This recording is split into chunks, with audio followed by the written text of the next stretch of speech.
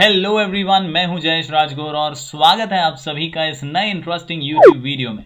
दोस्तों, हम पढ़ रहे हैं 12th स्टैंडर्ड का OCM यानी organisation of commerce and management और हम पहुंच चुके हैं chapter number 6 social responsibilities of business पर। जी हां दोस्तों, अगर आप इस चैनल पर नए हैं तो इसे सब्सक्राइब कीजिए, बेल आइकन दबाइए, क्योंकि यहां पर आपको लगातार इकोनॉमिक्स, OCM और इंफॉर्मेशन टेक्नोलॉजी के वीडियोस मिलते रहेंगे। आप नए हैं तो जरूर प्लेलिस्ट में जाइए, यहां आपको हर सब्जेक्ट की चैप्टर वाइज प्लेलिस्ट मिल जाएगी जिससे आप रिवीजन कर सकते हैं, अपने नोट्स बनाकर जरूर अच्छे से आपकी पढ़ाई जारी रख सकते हैं। दोस्तों, आज हम बात कर रहे हैं social responsibilities of business chapter की। बहुत ही अहम चैप्टर है, चैप्टर नंबर 6। यहां सामाजिक जिम्मेदारियां बिजनेस हाउसेस की क्या हैं, सभी वर्गों के प्रति, सभी अलग अलग इंटरेस्ट ग्रुप्स के प्रति क्या सोशल रिस्पॉन्सिबिलिटीज एक बिजनेस हाउस की होती है, उसके बारे में इस चैप्टर में डिस्कशन किया गया है। सोशल रिस्पॉन्सिबिलिटी ये बहुत ज्यादा महत्वपूर्ण है एक बिजनेस हाउस के लिए, बिजनेसमैन के लिए, बिजनेस ऑर्गेनाइजेशन के लिए।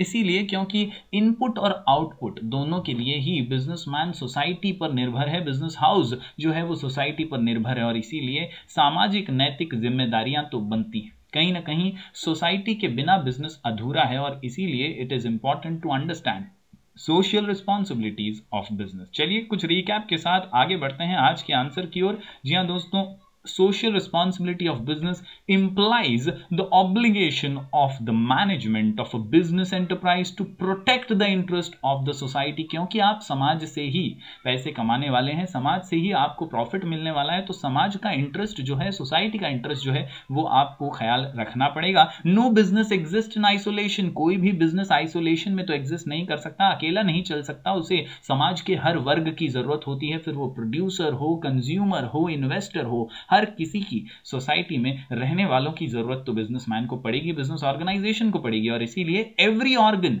Of the society contributes towards the success of a business. Her part जो है इस समाज का, इस सोसाइटी का बिजनेस की सफलता में अहम भूमिका निभाता है। Thus, it becomes important that business should do something for the society in return। यानी सामाजिक जिम्मेदारी तो बनती है, सोसाइटी के लिए बिजनेस को जरूर कुछ करना चाहिए। This responsibility of business towards the society is called as social responsibility। तो इस प्रकार दोस्तों हम इस चैप्टर में social responsibility of business houses की बात करने वाले हैं। याद रखिए, no organisation can survive in absence of environment.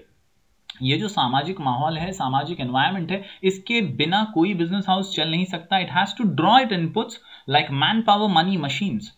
ये सब इसे समाज से ही कलेक्ट करना है, इसे काम करने के लिए लोग भी सोसाइटी से ही मिलेंगे, मशीन्स भी सोसाइटी से ही लेनी है, पैसा भी यहीं से मिलने वाला है, कमाई भी इसी से होने वाली है। इसीलिए इस एनवायरनमेंट का ख्याल रखना तो एक उत्तरदायित्व होता है। After converting the inputs into output, जो इस इनपुट का रिजल्ट निकलता है वो भी तो समाज को ही बेचना है। गुड्स एंड सर्विसेज जो फाइनलाइज होते हैं इन मशीनों से, वो भी तो हमें समाज को ही बेचनी है और इसीलिए the organisation sets it to the various segments of the society that are also important components of the environment. Thus, existence of business organization depends on the society both for the procurement of required input and disposal of its output। यानी procurement यानी निकालने के लिए, input लेने के लिए भी समाज पर निर्भर है और output जो इनको बेचना है वो भी समाज को ही बेचना है। तो दोनों ही तरफ से समाज के साथ ही इन्हें चलना है, तो सामाजिक जिम्मेदारियां निभानी होंगी। चलिए दोस्तों, डेफिनेशन देख लेते हैं। Howard D Bowen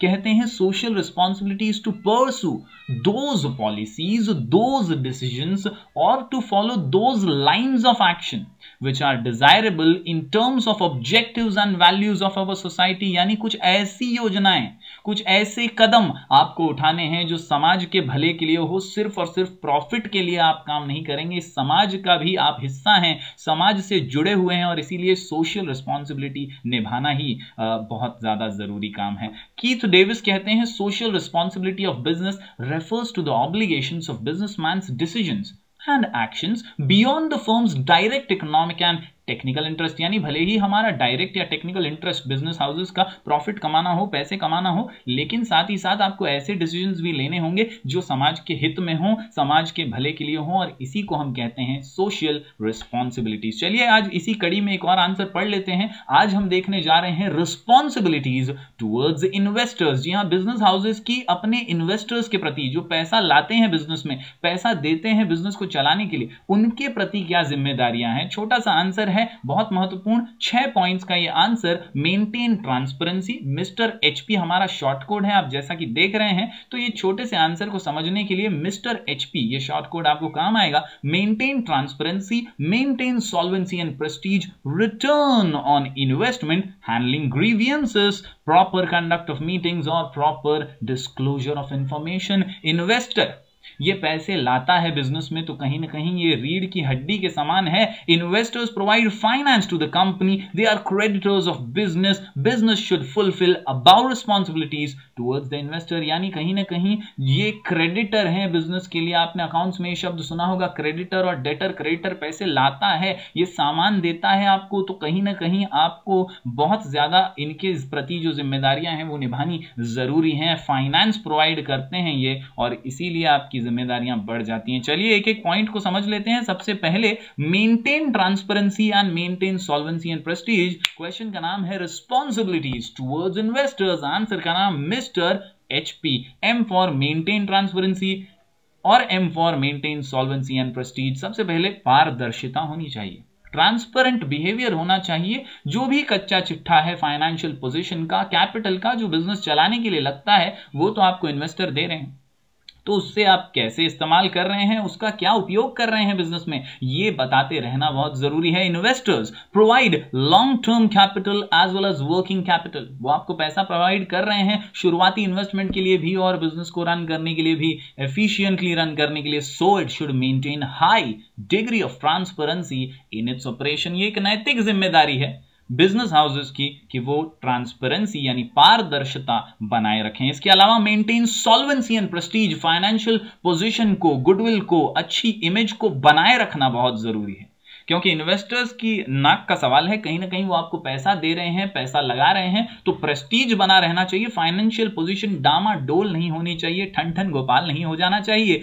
business should maintain sound financial position, solvency यानी आप कंगाल मत हो जाइए, prestige and goodwill to satisfy investors. Business should take continuous efforts for research, innovation and expansion of programme. यानी कहीं ना कहीं आपको रिसर्च करनी चाहिए, क्रिएटिवली आगे बढ़ना चाहिए, और प्रेस्टीज और गुडविल जो बिजनेस का है वो बनाए रखना बहुत जरूरी है और जिम्मेदारी बनती है बिजनेस हाउसेस की इन्वेस्टर्स के प्रति। बढ़ते हैं आगे दोस्तों। मिस्टर एचपी में आर से है रिटर्न ऑन इन्वेस्टमेंट। कोई पैसे लगा रहा है तो वो चाहेगा, वो अपेक्षा करेगा कि कहीं ना कहीं कुछ रिटर्न मिले, फिर वो ब्याज के रूप में हो या प्रॉफिट के रूप में। ये बहुत जरूरी है कि इन्वेस्टमेंट का सही रिटर्न मिले, और इसीलिए ये एक रिस्पॉन्सिबिलिटी है बिजनेस हाउसेस की कि वो इन्वेस्टर को एक फेयर अमाउंट ऑफ रिटर्न दे। Investors invest their money in business and accept risk factor. वो तो एक रिस्क भी उठा रहे हैं पैसे देकर आपको। They should get fair returns, ना ज्यादा ना कम, लेकिन एक फेयर अमाउंट ऑफ रिटर्न तो मिलना चाहिए on investment regularly in the form of interest.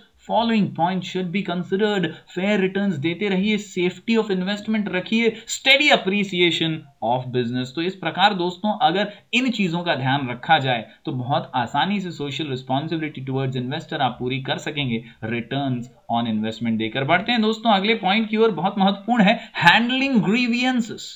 Grievances यानी प्रॉब्लम्स। अगर इन्वेस्टर आपको पैसे दे रहे हैं तो उनकी तकलीफों को समझना भी आपका फर्ज है, उनके प्रॉब्लम्स को सॉल्व करना, उन्हें सेटिस्फाई करना भी आपका फर्ज है। और इसीलिए a company should handle investors grievances. If any कुछ भी तकलीफ है तो उसका समाधान कीजिए। There should be effective methodology for this. All queries regarding and any other issue must be answered in a satisfactory way। काफी आसानी से handling grievances, grievance को, प्रॉब्लम को हैंडल कीजिए तो आप सफलता की सीढ़ियां चढ़ जाएंगे। मिस्टर एचपी में H फॉर हैंडलिंग ग्रीवियंसेस। बढ़ते हैं आखिरी 2 पॉइंट्स की ओर, प्रॉपर कंडक्ट ऑफ मीटिंग्स और proper disclosure of information. Investors को आप मीटिंग्स के जरिए चीजों के बारे में बताते रहिए, साथ ही साथ उन्हें सही और रियल इंफॉर्मेशन डिस्क्लोज कीजिए, उन्हें सही इंफॉर्मेशन बताते रहिए। Yes, company should call meetings of investors and provide information about the business. Proper notice of meeting should be sent to them. उन्हें बताइए कब होने वाली है meeting. In period of crisis, अगर कोई प्रॉब्लम में बिजनेस फंस गया है, कभी कुछ नुकसान भी हो रहा है तो क्यों हो रहा है वो भी मीटिंग करके बताइए भाई। भाई investors should be taken into confidence, उनको भरोसे में रखिए, उन्हें आप फेक चीजें मत बताइए, गलत इंफॉर्मेशन मत दीजिए। Factors responsible for failure should be known to the investor, investor को पता होना चाहिए कि क्यों नुकसान हुआ, उसके पैसे क्यों डूब गए। भाई उसने आपके ऊपर भरोसा किया था, तो आपको जिम्मेदारी है आपकी कि आप उसे सब चीज मीटिंग कंडक्ट करके बताएं। साथ ही साथ प्रॉपर डिस्क्लोजर ऑफ इंफॉर्मेशन, सीधी सी बात है, आपको time to time balance sheets बतानी चाहिए, प्रॉफिट एंड लॉस का हिसाब किताब देना चाहिए और प्रॉपरली फैक्ट्स को, फिगर्स को सामने रखना चाहिए। Management should present full and factual information to investors. They should get regular reports, circulars, and statement of profit. The financial performance of the company must be provided correctly so that prospective investors can take right decisions. यानी आपका business सही चल रहा है या नहीं, इसकी सही जानकारी देते रहिए ताकि इन्वेस्टर्स मोटिवेट हों। अगर आपको फायदा हो रहा है तो वो और मोटिवेट होकर और पैसे आप में इन्वेस्ट कर सकें आपके बिजनेस में। कहीं ना कहीं फ्यूचर इन्वेस्टमेंट के लिए, आपके इन्वेस्टर्स को रिटेन करने के लिए भी सही इंफॉर्मेशन देते रहना बहुत जरूरी है। All this will ensure them that their investment is safe. तो इस प्रकार दोस्तों आज हमने पढ़ लिया है responsibilities towards investor, mister HP। जी हाँ दोस्तों, M for maintain transparency, M for maintain solvency and prestige, R से return on investment, H से handling grievances और P से 2 points proper conduct of meetings, proper disclosure of information। Hopefully दोस्तों आपको ये answer समझ आया होगा। मिलेंगे फिर एक बार कुछ और नए आंसर्स के साथ, तब तक के लिए बने रहिए हमारे चैनल पर। Do like, share and subscribe.